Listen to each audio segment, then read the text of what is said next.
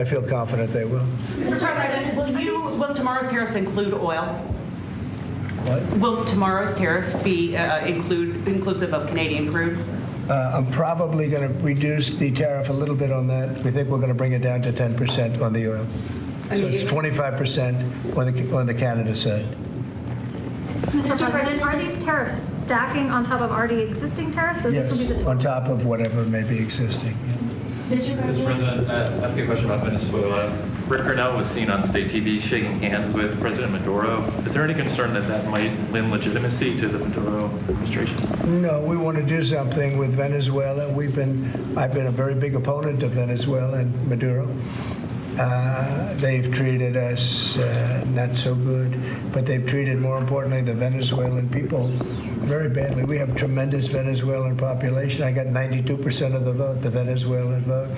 Now we want to see what we can do to get people back in their homeland safe and free and all. He's meeting with a lot of different people, but we are for the people of Venezuela. We're for the Venezuelan Americans. If you look at it, we have them all in Florida, right around the Doral area. That's really, they call it Little Venezuela, right? And they voted for me close to 100%. So we'll see what we can do to straighten out the situation in Venezuela. Venezuela has been very unfortunate. I was very surprised when I saw that Biden agreed to buy a lot of oil from Venezuela, because Venezuela was just about finished, the dictator. And when that happened, it brought him back to life. You know, Biden went out and they buy millions of barrels of oil. I say, what's that all about? So we're not going to let that stupid stuff happen. So we'll see what happens. We're not happy with Venezuela. We don't like the way they've treated the Venezuelans at all. Mr. President, there have been some warnings or messages that government websites will be shut down this evening to scrub them of DEI content. Can you confirm if that's accurate? Shut down? Government websites, will be shut down this evening to scrub them of DEI content. Can you confirm whether that's accurate and if there are any concerns? I don't know. It doesn't sound like a bad idea to me. DEI would have ruined our country, and now it's dead. I think DEI is dead, so if they want to scrub the websites, that's okay with me. But I can't tell you. I guess probably certain people handle it certain ways. But I'll tell you who's very happy about it: the military. The real leaders, the real generals in the military, they're very happy about it. Doug is very happy about it. He's got a big group of people that are going to be working for him, really starting right now. He just got signed up. And they're very happy about it. He had a lot of DEI. Everybody did, but he has not been a fan. It was really hurting our country badly. It's costing a lot of money too. Do you see the kind of money we're talking about? Hundreds of millions of dollars for nonsense.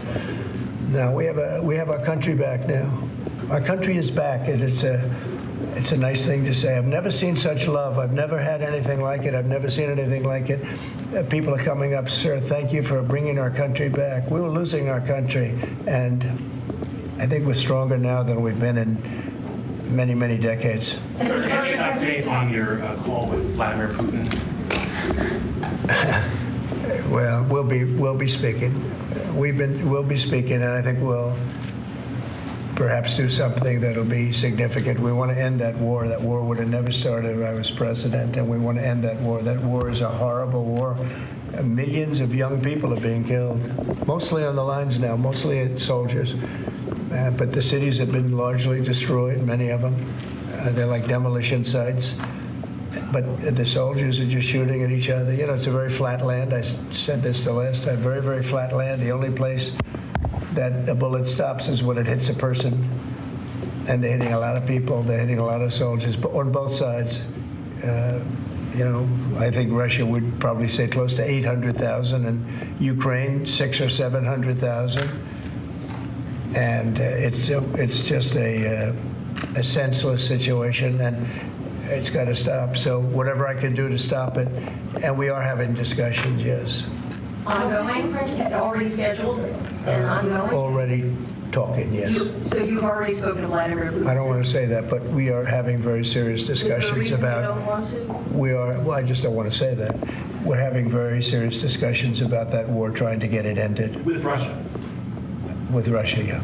At the Department of Justice and the FBI, there are a number of high-level people who are being asked to resign or are being told they are going to be fired. Did you specifically request any actions at the Bureau or DOJ with respect to those employees? No, but we have some very bad people over there. It was weaponized at a level that nobody's ever seen before. They came after a lot of people, like me, but they came after a lot of people. No, I wasn't involved in it. I'll have to see what is exactly going on after this is finished. But if they fired some people over there, that's a good thing because they were very bad. They were very corrupt people, very corrupt, and they hurt our country very badly with the weaponization. They used the Justice Department to go after their political opponent, which in itself is illegal. And obviously it didn't work. Are you going to impose tariff on the European Union? What does that mean? Are you going to impose tariff too on the European Union like you are going to do for Mexico and Canada? Well, you're asking me a question because I'm sure you didn't hear. Am I going to impose tariffs on the European Union? Do you want the truthful answer or should I give you a political answer? Absolutely. Absolutely. The European Union has treated us so terribly. You promised Americans to try to reduce costs, and so many of the products would be tariffed when they come into the country. The outgoing country is not paying the tariff. The buyers in the United States pay that, and then that's passed on to consumers in most instances. Sometimes. How would you expect to have prices come down if you have such a broad plan for tariffs? And what do you say to the voters who want to see you reduce everyday costs? Well, let me just tell you that I got elected for a lot of reasons. Number one was the border. Number two was inflation, because I had almost no inflation. And yet I charged hundreds of billions of dollars of tariffs to countries. And think of it, I had almost no inflation and I took in $600 billion of money from other countries. And tariffs don't cause inflation, they cause success. Cause big success. So we're going to have great success. There could be some temporary short-term disruption, and people will understand that. I had that when I negotiated some of the good deals for the farmers, and unfortunately those deals have been led astray by Biden and his people because they didn't enforce the deals. We have a deal with China, which is phenomenal for the farmers, but there was nobody to enforce it in the Biden administration. They let them get away with murder. So that's another thing we're going to be bringing. They committed. Wait a minute. They committed to buying $50 billion worth of farm product, and they did it when I was president. And as soon as I left, they stopped doing it because there was nobody in Biden to enforce it. But the tariffs are going to make us very rich and very strong, and we're going to treat other countries very fairly. But if you think about it, other countries charge us tariffs. We don't charge them tariffs, and it's about time that that changes. Sir, are you concerned about the market reaction around tariffs? No, no. Tariffs, the word tariff is a very misunderstood word. You've heard me say, I say it kiddingly, but it's one of the most beautiful words in the dictionary. It really is. And we've been taken advantage of because others have charged us VATs. As an example, the European Union charges us 20% plus a VAT tax, called a VAT tax, very similar. And it costs us an absolute fortune. We are treated so badly. They don't take our cars. They don't take our farm products, essentially. They don't take almost anything. And we have a tremendous deficit with the European Union. So we'll be doing something very substantial with the European Union. We're going to bring the level up to where it should be. And if you think of the European Union, then you go to NATO. It's largely the same group of countries. Until I came along, I mean, we were paying almost 100% of NATO only to get bad trade deals. And now it's been evened out, but very unfair having to do, it was evened out pretty good. Actually, I did a good job. They paid $440 billion if you look at the Secretary General's report, and he was here recently and he said that. He said one of the most amazing things I've ever seen is what President Trump was able to do with these countries of Europe, of which he was in charge of them, but he couldn't get them to pay. I went over, I said, you got to pay, and if you don't pay, we're not going to protect you. It's very simple. But very unfair is with Ukraine because we're in for $300 billion plus, and they're in probably for $100 billion. There's a $200 billion difference, and they need it more than we do. You know, we have an ocean in between. They don't. And so they're going to have to step it up a little bit.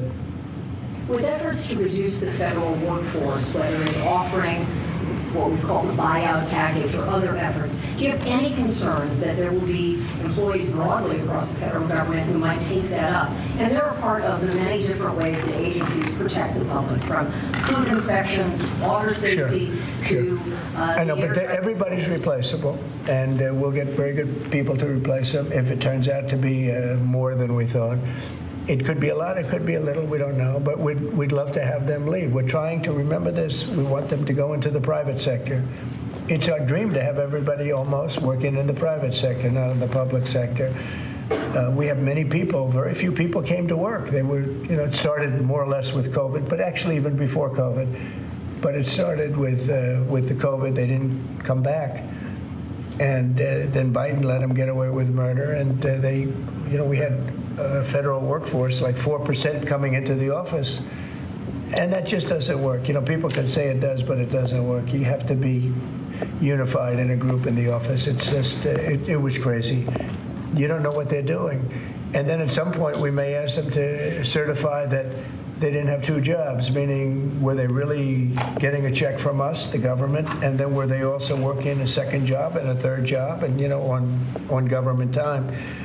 And many of them will say that they did, you know, which is not legal, but it's a problem. It's a problem. No, we want to get that out. We want to clean it out. You know, people have been trying to reduce federal government now for 40 years, 45 years, and they haven't been able to do it. And this is a way of doing it, I think, very nicely. It's sort of a buyout, too. I think we're treating people very good. But people don't come to the office. They won't have a job starting on that very special date. So we'll see how that works out. I mean, nobody knows how that's going to turn out. Everybody might show up to the office, and maybe a large number won't show up. But if they don't show up, we've accomplished a very serious goal. We're trying to reduce government. Does Mr. Musk or any of those associated with your DOJ effort, do they have any direct access through the government systems to how money is dispersed? No, nothing. No, they are. This has nothing to do also with the federal cutting. You know, with this federal cutting, this is very separate. This is if you don't show up, you don't get paid. But DOJ, I think, great progress has been made. We're talking about cutting over $1 trillion of waste. We're talking about waste. We're not talking about we're going to love and cherish Social Security, Medicare, Medicaid. We're not going to do anything with that other than if we can find some abuse or waste, we'll do something, but the people won't be affected. It'll only be more effective and better. And our country, as our country gets richer, the people on Social Security, Medicare, Medicaid, those people are going to be more secure. If Biden had gotten elected, Social Security was going to fail because the country was failing. It was going to fail. The country was going to fail. And therefore, the Social Security, Medicare, Medicaid, and all of the other things that you may get would not be able to be paid. Our country's getting very strong, and you see it. I think more progress has been made in the last 2 or 3 weeks than has been made in the last 4 years. I think not only has more progress been made in the last 4 years, it's, I'll call it deprogress. We went way backward as a country in so many different ways, from woke to all of the other things that took place that were so bad. You look at Afghanistan, how embarrassing that was. I think Afghanistan really started the problem with Russia and Ukraine. When Putin looked over and he saw how incompetently that was handled, I was getting out, but I was going to keep Bagram. Right now, China has Bagram. I was going to keep one of the biggest air bases in the world. They left it. But I was, other than Bagram, I was going to get out. And I wasn't keeping Bagram for Afghanistan. I was keeping it for China because it's 1 hour away from where China makes its nuclear weapons. And we were keeping it. So we have a lot of great things happening in our country, and we appreciate that you're here. And I'm really thrilled about Doug, and I'm really thrilled about his friend, Chris Wright, who's a legend in the oil business, right? They keep telling me, Catherine, he's like a legend, and he's a legend, too, in a lot of businesses. And we have an amazing group of people working with us. There's a man behind me who became a tremendous success. He was not a wealthy man. He didn't start off a wealthy man, and he ended up a wealthy man, and you know, that's a great talent, and he's willing to sacrifice so much and to put it to work for our country. Watch the job he does on the interior, but in particular on really making our country very, very wealthy by utilizing it properly. And at the same time, environmentally, he does it he's very much an environmentalist. He's going to do it very carefully and very painstakingly good. But you just watch what happens. And working with the Department of Energy, where his compatriot, his friend, and also considered the most talented man in the oil business, is the head of the Department of Energy, and they work together. It's almost like a partnership. It really is a partnership.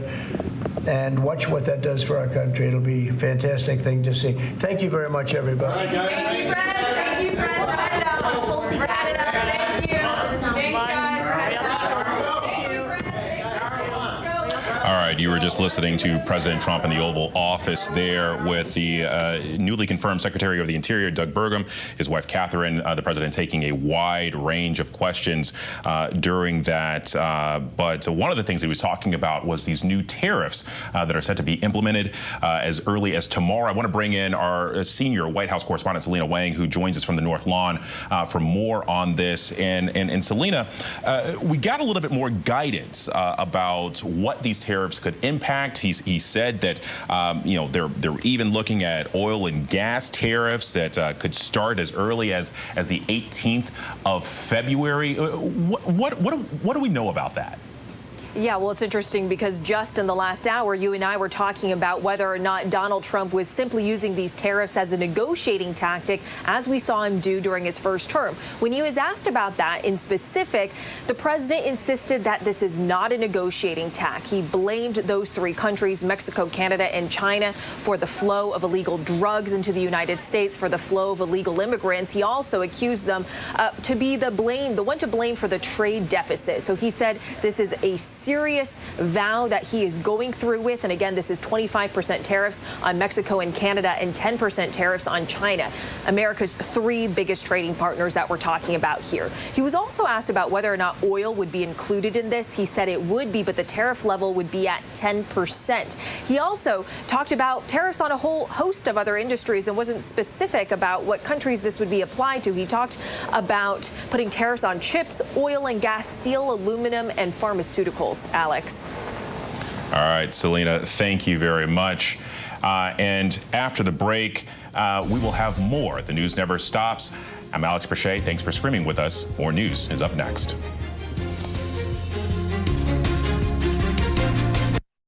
Ooh, number 7 Future Renew Day Cream. Reverses damage. What, like from sleeping in my makeup?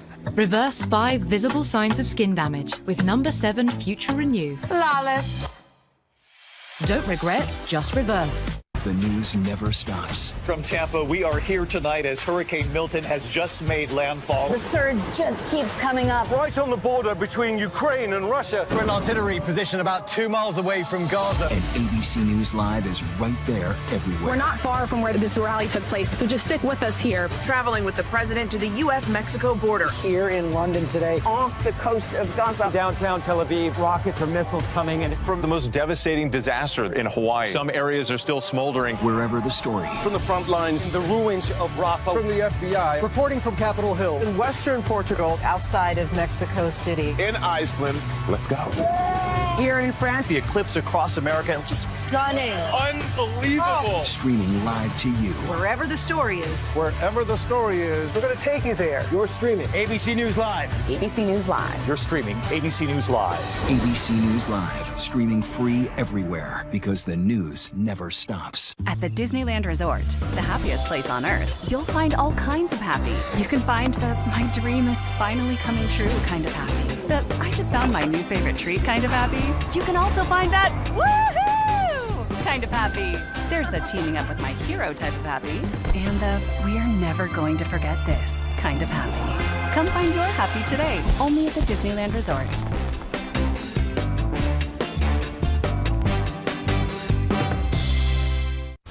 The Pro Bowl games are back. And this year's stars show off their best moves as they compete in the Skills Show. Oh, my goodness. Plus, the AFC and NFC meet again in flag football. Touchdown. Can Peyton and Eli Manning coach the league's best to glory? In the 10. That's 6 for Chase. The 2025 Pro Bowl games. Skill Show Thursday, January 30th at 7 on ESPN. And don't miss flag football and more skills Sunday, February 2nd at 3 on ESPN and ABC. The Disney Resorts Collection is the most magical place to stay at the most magical place on Earth. And with extra time at any of the 4 themes,